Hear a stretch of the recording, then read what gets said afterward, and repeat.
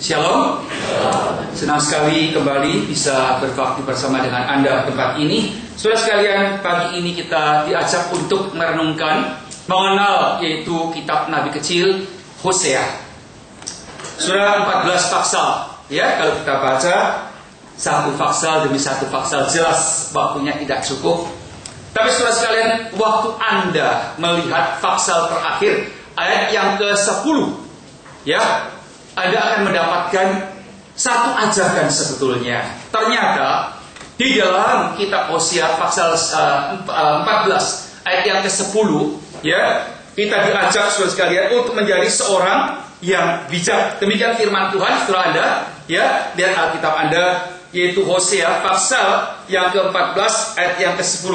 Dikatakan demikian, siapa yang bijaksana, biarlah ia memahami semuanya ini. Siapa yang paham, biarlah ia mengetahuinya, sebab jalan-jalan Tuhan adalah lurus dan orang benar, yaitu menempuhnya. Tetapi pemberontak tergelincir di situ.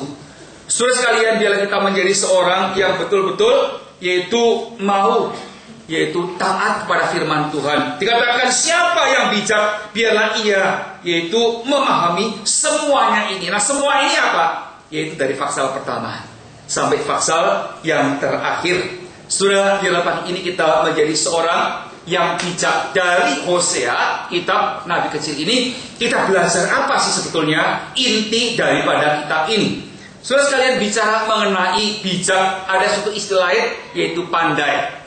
Sudah, pandai dan bijak dua hal yang mempunyai hubungan erat. Tapi saudara sekalian, kadang-kadang ada orang punya pandai tapi tidak punya bijak.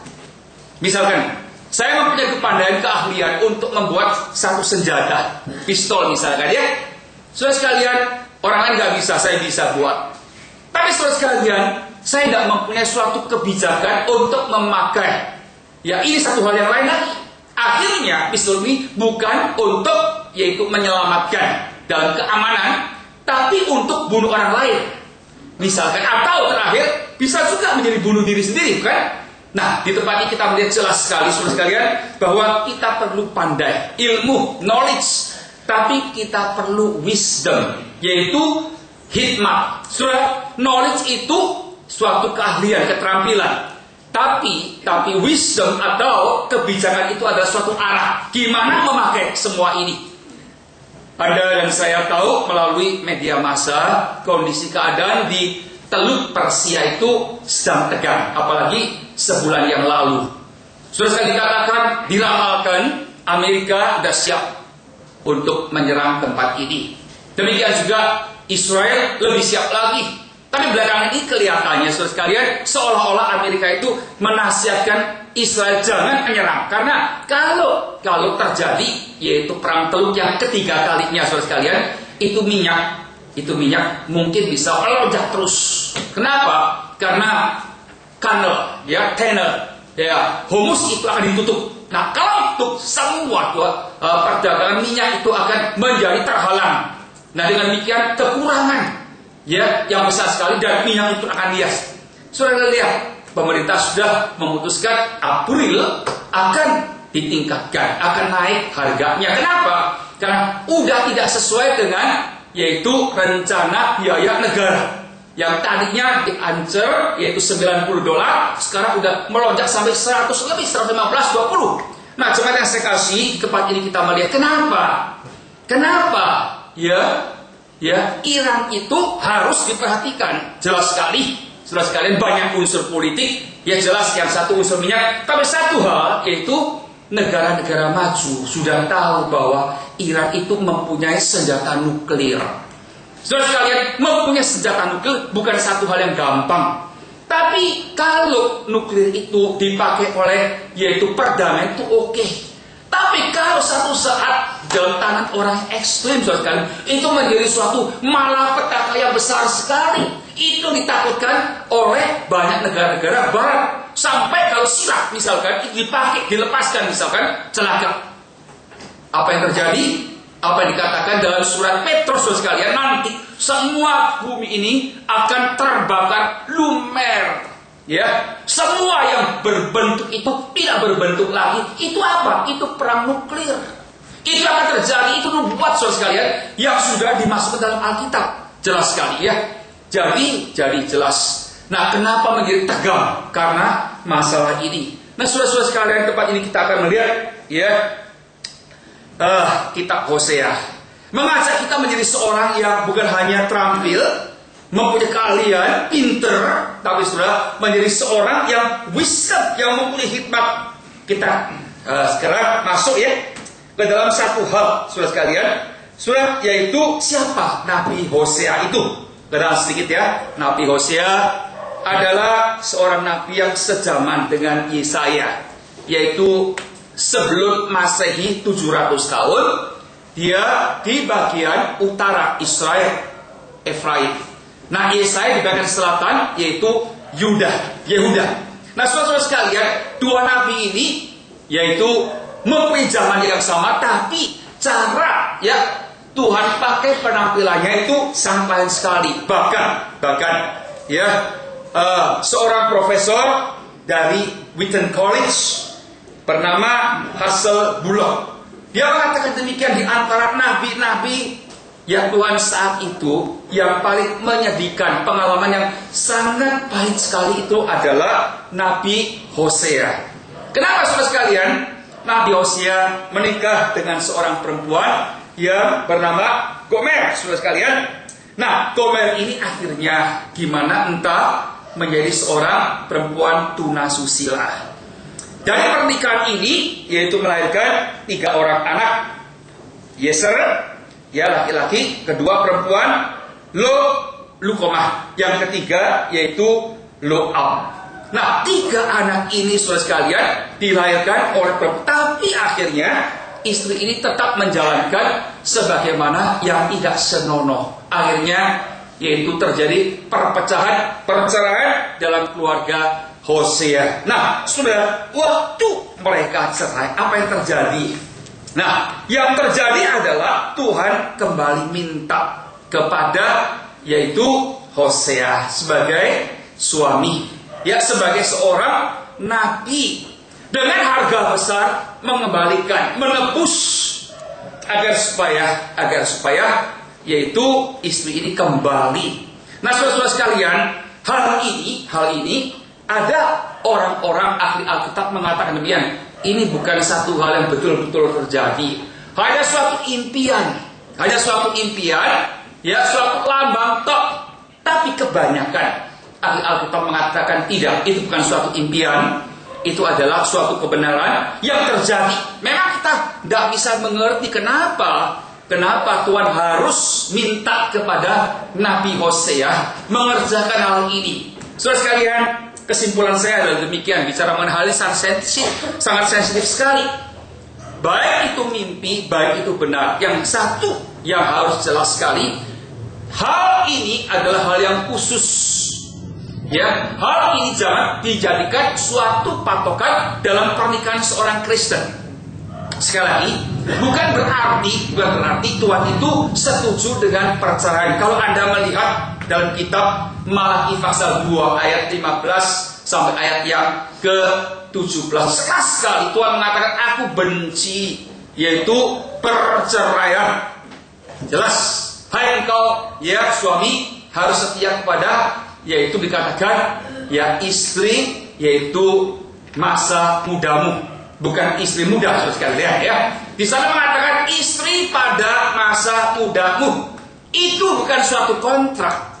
Tuhan mengatakan itu suatu perjanjian, suatu mengikat. Nah, kalau kontrak 5 tahun, 10 tahun selesaikan, ya boleh putus. Tapi kalau perjanjian ini adalah perjanjian seumur hidup. Jelas sekali Tuhan mengatakan aku ingin melalui yaitu kesetiaan pernikahan itu melahirkan keturunan yang ibadah kepada aku. Jadi jelas ya. Waktu kita bicara mengenai Hosea, awas jangan sampai kita terjerumus dalam suatu kondisi bahwa Tuhan setuju. Yesus mengatakan jelas, ya nggak boleh cerai. Ya kalau cerai, nah orang-orang Farisi bertanya, kalau demikian kenapa Musa memberikan surat cerai kepada orang-orang Israel? Apa jawab Yesus? Karena hati mereka keras. Ya, karena hati mereka keras. Saudara-saudara sekalian, jelas itu bukan yaitu kemauan Tuhan. Nah, sudah kita teruskan.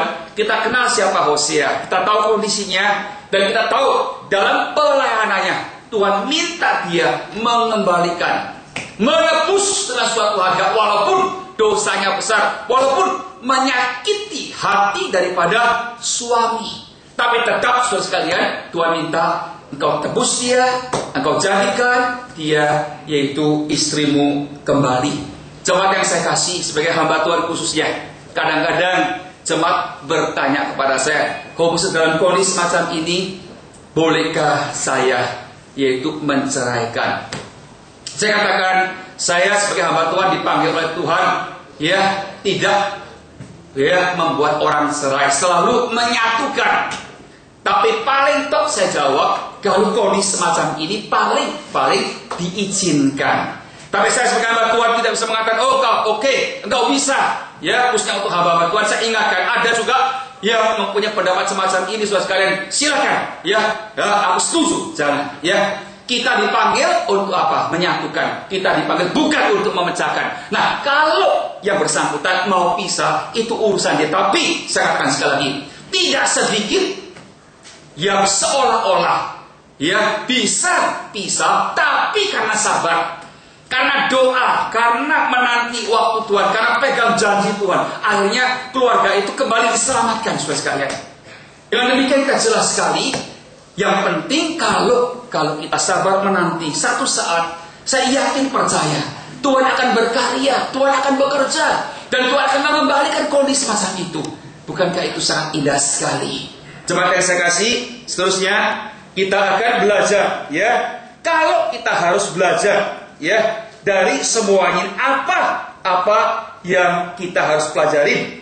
Saudara sekalian, kitab Nabi Hosea ini bisa dibagi dalam dua bagian besar. Pasal pertama sampai pasal ketiga, yaitu menceritakan pernikahan Nabi Hosea untuk menyatakan kasih Allah yang sejati kepada bangsa Israel.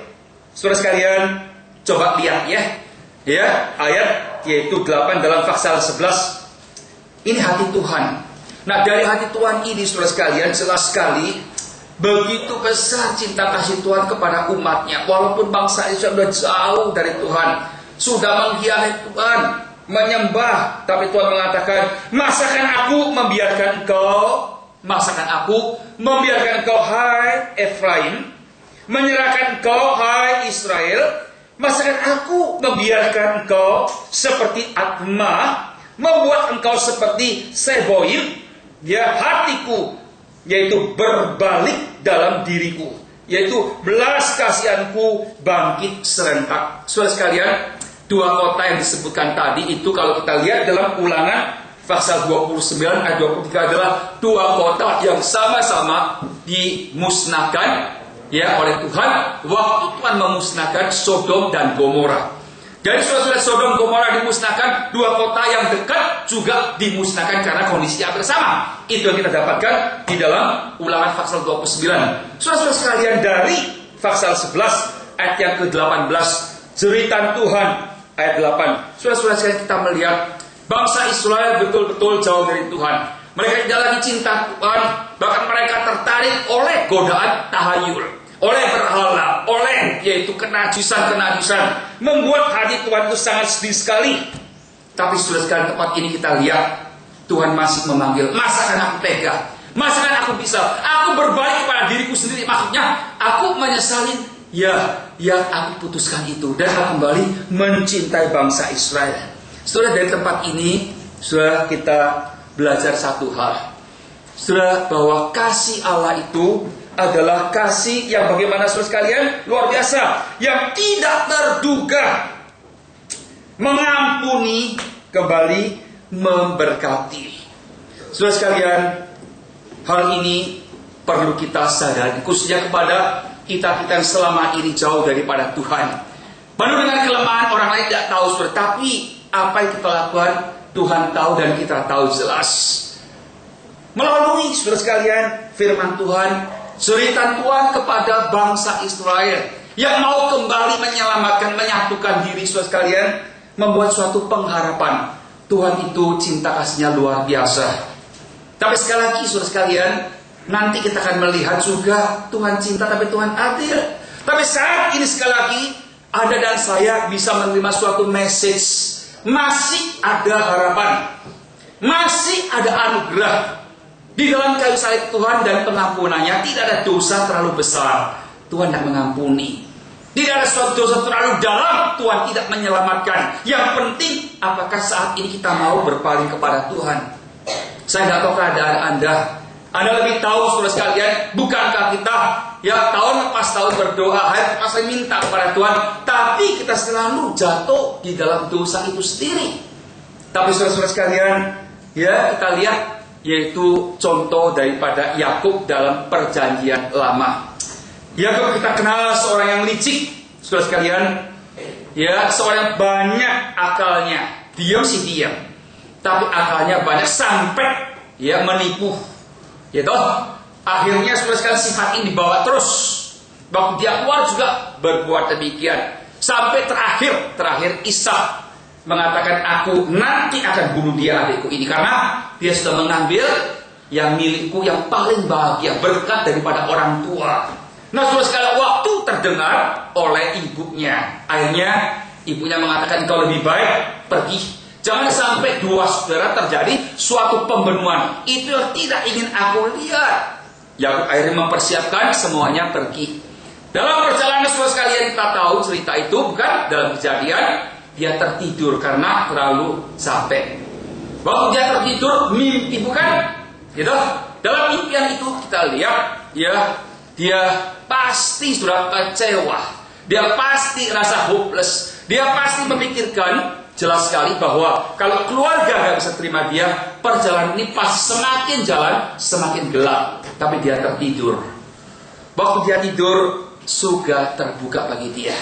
Suara Tuhan dinyatakan dan janji Tuhan diberikan. Ya, Tuhan akan mengatakan kepada Yakub, aku akan jaga engkau, aku akan lindungi engkau, aku akan pimpin engkau, aku akan bawa engkau kembali ke tempat ini. Saudara sekalian, waktu Yakub bangun dari tidurnya, saudara, saya percaya kekuatan luar biasa. Tadinya dia begitu kecewa, begitu putus asa, sampai waktu dia sampai di rumah Laban, pamannya, ketemu dengan calon istrinya, saudara sekalian. Apa yang terjadi? Dikatakan dalam firman Tuhan, dia menangis terseduh-seduh. Berarti hatinya begitu hancur, saudara sekalian. Seorang lelaki menangis sampai begitu terseduh-seduh, berarti dia betul-betul down sekali, saudara sekalian. Tapi puji Tuhan, di tempat kita melihat masih ada kesempatan, masih ada suatu jalan yang ke atas. Ya, dikatakan malaikat turun naik, di tempat itu ada janji Tuhan. Dan akhirnya kita lihat dalam seluruh sejarah, betul saudara sekalian, Tuhan menepati janjinya.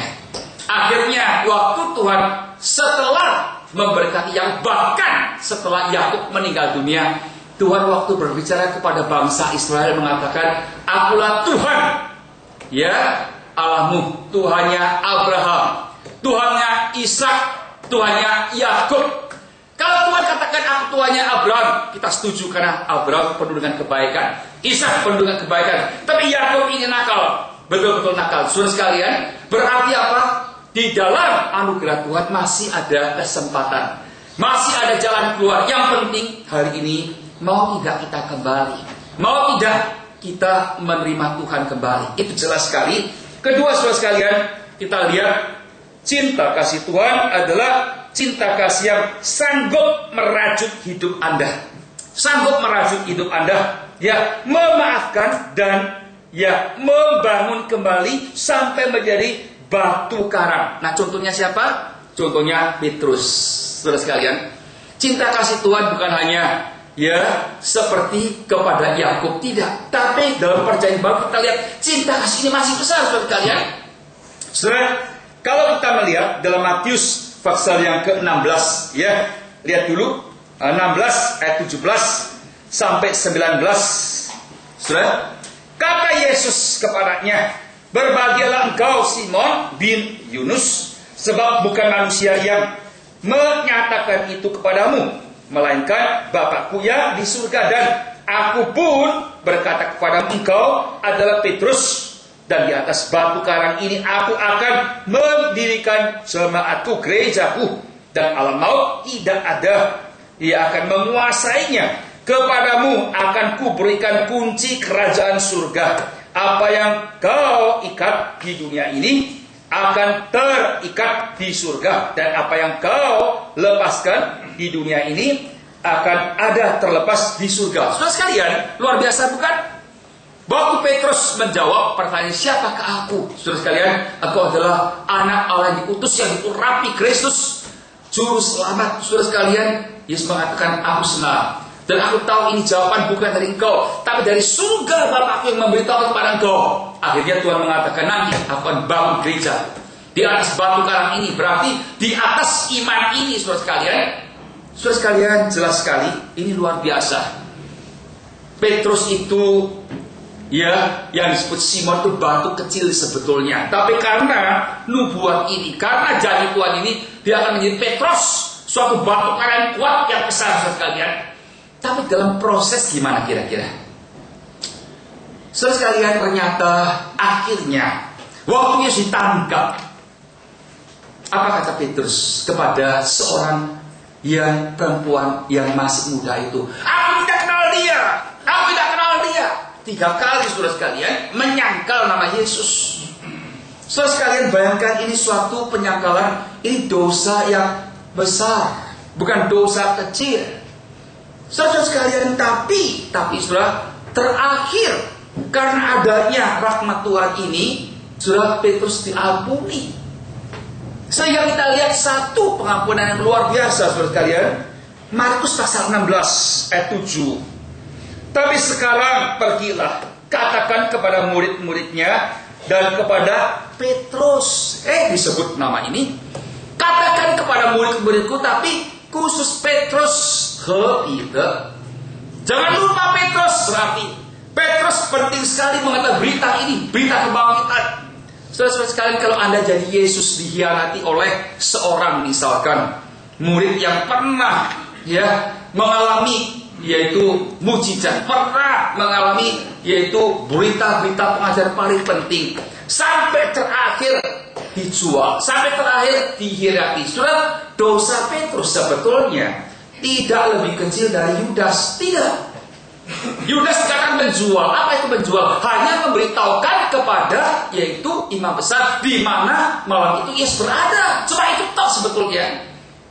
Ya, dengan dosa Petrus itu hampir sama. Tapi kenapa akhirnya Petrus selamat? Ya, dipakai. Tapi Yudas akhirnya binasa karena dikatakan setan telah memenuhi dia. Kasemi uang suci, anak durhaka. Anak yang memang, saudara sekalian, yang memang belum diselamatkan. Jelas karena ini kenapa terjadi, kita nggak tahu. Tapi jelas sekali, keselamatan itu selama-lamanya. Tapi dari semula Yudas itu munafik. Dari semula Yudas itu dikasih kesempatan, tapi tidak bertobat, saudara sekalian. Sampai terakhir, yaitu menjual. Dan sampai terakhir, setelah uang dapat, ya, tapi tidak dapat dinikmati dengan gantung diri, menyelesaikan semua, ya, hidupnya. Coba yang saya kasih, Petrus adalah seorang yang memang diharapkan oleh Tuhan. Pernah gagal dalam perjalanan ini bahkan mengkhianati Tuhan. Tapi dia adalah seorang yang mau kembali kepada Tuhan, tetap dipakai. Karena itu waktu Yesus bangkit dari kematian, sudah di Galilea, kembali membangkitkan kerohanian. Petrus, engkau akan mengembalakan, ya. Apa kau betul-betul mencintai aku? 3 kali saudara diuji, akhirnya dititipkan, gembalakanlah domba-dombaku. Jemaat yang saya kasih, saya tidak kenal Anda, tapi saya tahu saudara dalam pergumulan seorang Kristen menjalani kayu salib ini tidak gampang. Penuh dengan tantangan, penuh dengan godaan. Kadang-kadang kita kecewa, bahkan kita mau tinggalkan. Kita merasa hopeless, tidak ada harapan lagi. Kalau manusia tidak bisa mengampuni, apalagi Tuhan. Tapi tidak, saudara. Justru di tempat ini kita lihat cinta kasih Tuhan kepada bangsa Israel. Dan cinta kasih itu sekali lagi bagi ini dinyatakan kepada setiap. Jangan tinggalkan Tuhan. Kembali kepada Dia. masih ada rahmat, masih ada pertolongan, masih ada pengampunan, dan masih ada hari depan yang gemilang seperti Yakub, seperti Petrus. Pengharapan itu tetap diberikan kepada kita. Saudara-saudara sekalian, kita teruskan ya dengan bagian selanjutnya. Selain menyatakan cinta kasih Tuhan, saudara sekalian, ya dalam pasal 4 sampai pasal 14 ini, saudara sekalian, yaitu kita lihat suatu keharmonisan yang diharapkan oleh Tuhan dalam kehidupan kita. Yang pertama, saudara sekalian, Tuhan mengharapkan, yaitu membangun suatu keharmonisan manusia dengan Tuhan.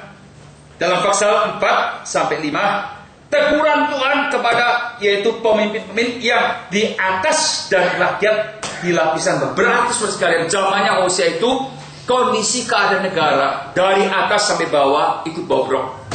Kehidupan moralnya, keagamaannya kepada Tuhan itu jauh sekali.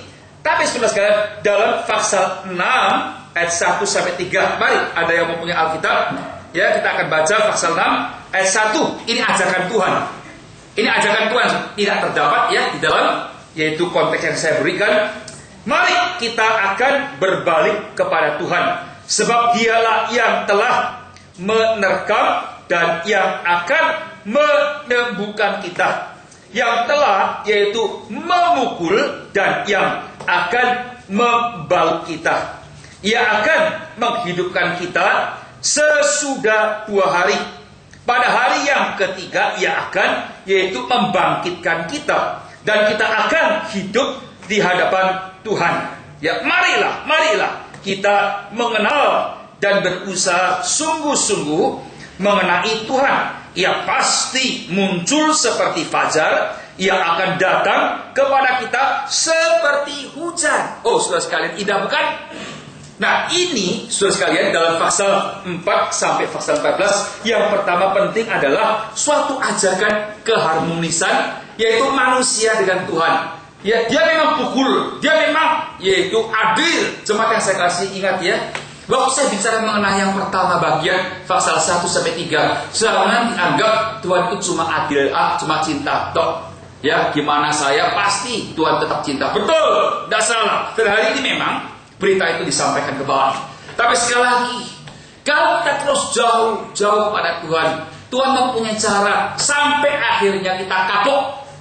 Tapi saudara-saudara sekalian, jangan sampai tunggu habis-habisan. Kehilangan kesehatan, masuk ICU misalkan, kehilangan usaha, ya bangkrut misalkan, baru kita sadar. Jangan. Itu bukan maksud Tuhan, tidak. Karena itu saya sering mengatakan, sewaktu Tuhan memberkati, sewaktu lancar, sewaktu baik, ingat ya, semua yang kemakmuran itu adalah berkat Tuhan. Jangan memakai itu untuk tinggalkan Tuhan. Satu saat akan sampai, pasti ada keadilan dan hukuman saudara sekalian. Tapi justru jangan sampai menanti itu. Harus selama ini, sewaktu saya diberkati, sewaktu saya lancar, sewaktu keluarga baik, sewaktu saya usaha maju terus, ingat, harus kembali kepada Tuhan. Dan waktu kita kembali, keharmonisan terjadi manusia dengan Tuhan. Saudara sekalian, jelas sekali ayat yang ketiga mengatakan, ia pasti muncul seperti apa? Fajar, terang, bukan gelap, bukan awan yang tebal lagi. Ia akan datang kepada kita seperti apa? Seperti hujan. Tanah yang kering, tidak ada hujan, mengharapkan hujan untuk yaitu membasahi seluruh bumi, menyegarkan seluruh bumi. Jemaat yang saya kasih, ini adalah yang akan Tuhan kerjakan. Ini adalah yang Anda alami. Mari, yang pertama kita diajak untuk yaitu menjadi baik bersama-sama dengan Tuhan, saudara sekalian. Ya, nah saudara yang kedua, membangun suatu keharmonisan antara sesama. Ini penting sekali. Hosea pasal 6 ayat 6 mengatakan, sebab aku menyukai kasih setia dan bukan korban sembelihan, dan menyukai yaitu pengenalan akan Allah lebih daripada yaitu korban-korban yaitu bakaran. Aku menyukai kasih setia. Belas kasihan adalah sifatku, dan aku minta belas kasihan itu disalurkan melalui kehidupan anak-anakku bangsa. Itu artinya saudara sekalian. Bangsa Israel memberikan korban banyak, tapi tidak ada belas kasihan kepada manusia jahat, kejam. Ya, saudara sekalian, sebetulnya kalau hubungan kita dengan Tuhan baik, jelas otomatis akan terjadi hubungan kita dengan manusia itu menjadi baik. Saudara sekalian, kalau tidak, apa yang terjadi? Nah, peringatan dalam surat Yohanes 1 Yohanes pasal 2 ayat 9 mengatakan, barang siapa berkata bahwa ia berada di dalam terang, tapi ia membenci saudaranya, ia berada di dalam kegelapan sampai sekarang. Perhatikan, ini teguran yang keras. Pasal 4 20b, karena barang siapa tidak mengasihi saudaranya yang dilihatnya, tidak mungkin mengasihi Allah yang tidak dilihatnya. Dan perintah ini kita terima dari Dia, dari Tuhan. Barang siapa mengasihi Allah, ia harus juga mengasihi saudara-saudaranya. Jemaat yang saya kasih, ya, bagian pertama pasal 1:3 kita lihat, yaitu Tuhan masih penuh cinta kasih. Anda dan saya diberikan kesempatan untuk memperbaiki. Yang kedua kita lihat, yaitu pasal yang ke-6. Sudah kita diajak menjadi harmonis dengan Tuhan. Ya, terjadi suatu sinkron yang indah. Ya, keindahan hubungan, saudara sekalian. Nah, hubungan yang indah itu akan membuat berkat itu datang. Akan keluar seperti fajar, seperti hujan. Engkau akan disuburkan, diberkati, dituntun. Jalanmu semakin terang. Tapi gimana melihat itu akan terjadi? Nyatakan itu dalam kehidupan sehari-hari. Kepada orang yang susah, kepada saudara kita dalam kepicikan misalkan. Ada tidak bagi kita satu hati yang mau menolong. Jemaat yang saya kasih, firman Tuhan mengatakan, apa yang kau lakukan untuk seorang saudara yang paling kecil, secangkir air putih pun itu akan diingat oleh Tuhan. Perkataannya bukan berarti cukup secangkir air putih. Tidak. Kalau kemampuanmu hanya secangkir air putih, itu pun Tuhan. Tapi bukan berarti kalau engkau mempunyai kekuatan yang lebih daripada itu hanya secangkir air putih. Tidak. Saudara sekalian, ini penting sekali. Dalam kehidupan kekristenan, mau nggak kita concern, tahu tentang kondisi lingkungan. Gereja ini ada tempat ini, masyarakat tempat ini pasti ada yang susah. Kira-kira kalau masyarakat memberikan suatu nilai kepada gereja, itu memberikan nilai apa? Keberadaan gereja lepas dari masyarakat, atau keberadaan gereja satu dengan masyarakat? Mau nggak kita concern terhadap mereka yang susah? Jelas ini masalah besar, saya tahu. Jelas ini masalah pemerintah. Tapi saudara, sebetulnya kita pun dipanggil untuk semuanya itu. Karena itu khususnya gereja Tuhan saat ini yang ada di Indonesia. Kalau kita betul-betul sensitif mengikuti perkembangan, kita semakin picik, kita semakin isolir, kita semakin terdesak ke pojok. Jemaat yang saya kasih, belakangan ini saya ada kesempatan untuk melihat kantong-kantong Kristen di seluruh Indonesia, dari Nias sampai ke Papua. Saudara-saudara sekalian, memang tidak gampang. Tempat-tempat ini dulu dulu adalah misionari dari Jerman, dari Amerika, dari berbagai benua datang untuk mengabarkan Injil. Tapi sampai sekarang, setelah semua misioner harus dipulangkan, saudara, mereka dalam kondisi miskin sekali, bahkan miskin dalam iman. Saudara sekalian, belakangan bencana alam membuat kita tercelit, ternyata tempat-tempat ini perlu diperhatikan. Tapi jelas sekali, saudara sekalian, waktu kita memperhatikan itu medan yang berat sekali. Kerohanian sangat-sangat jauh dari apa yang Tuhan inginkan. Tapi masalahnya, mau tidak kita mengerjakan? Berani tidak kita melangkah? Ada gereja mengatakan, enggak lah, kita ngurusin sekitar kita ini udah cukup pusing, apalagi tempat jauh. Tidak, saudara sekalian. Ada dan saya terpanggil untuk memperhatikan. Kalau tidak, tempat-tempat ini sudah menjadi jauh semuanya. Tempat-tempat sudah digerogoti. Engkau punya kesehatan? Tidak, aku berikan. Engkau punya pendidikan? Tidak, aku berikan. Saudara-saudara sekalian, dalam kondisi semacam ini, kita cuma bisa menjudge mereka tidak setia kepada Tuhan. Tapi tolong tanya, saudara, kalau kita sendiri dalam kondisi mereka yang dalam kemiskinan, kepicikan, tidak ada harapan sama sekali, ditawarkan itu semua, mungkin kita lebih celaka dari mereka. Betul saudara sekalian. Karena itu sekali lagi di tempat ini saya mengajak jemaat sekalian, buka mata kita, perhatikan lingkungan kita, perhatikan tempat kesulitan yang jauh saudara sekalian. Kalau kita memang bisa, mari kita berikan suatu pernyataan cinta. Nah itu memang Tuhan minta. Itu memang Tuhan minta kepada jemaatnya.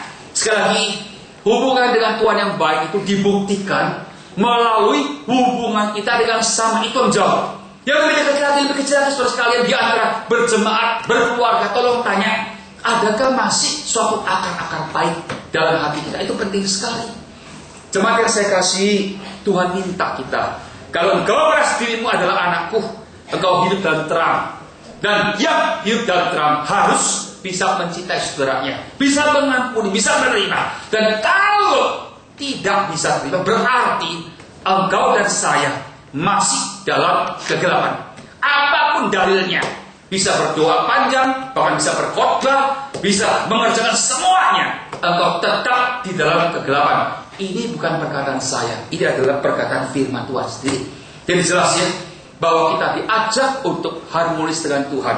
Kita diajak untuk damai, menjadi harmonis dengan sesama kita. Ya, C, menjadi manusia yang bijak, seumur hidup sandar Tuhan. Yang terakhir saudara sekalian, kita melihat kalau Tuhan begitu setia dan baik, mari kita semua sandar Dia. Hosea 14, siapa yang bijak, biarlah ia memahami semuanya ini. Siapa yang paham, biarlah ia mengetahuinya. Jemaat yang saya kasih, mari ya kita kembali kepada Tuhan. Pagi hari ini pelajaran kita peroleh jelas sekali. Kita kembali. Masih ada rahmat serta cinta kasih Tuhan. Kita pulihkan hubungan kita dengan Tuhan. Dan kita pulihkan juga hubungan kita, ya, suatu hubungan yang baik dengan sesama kita di dalam gerejanya. Semoga Tuhan memberkati firman-Nya. Amin.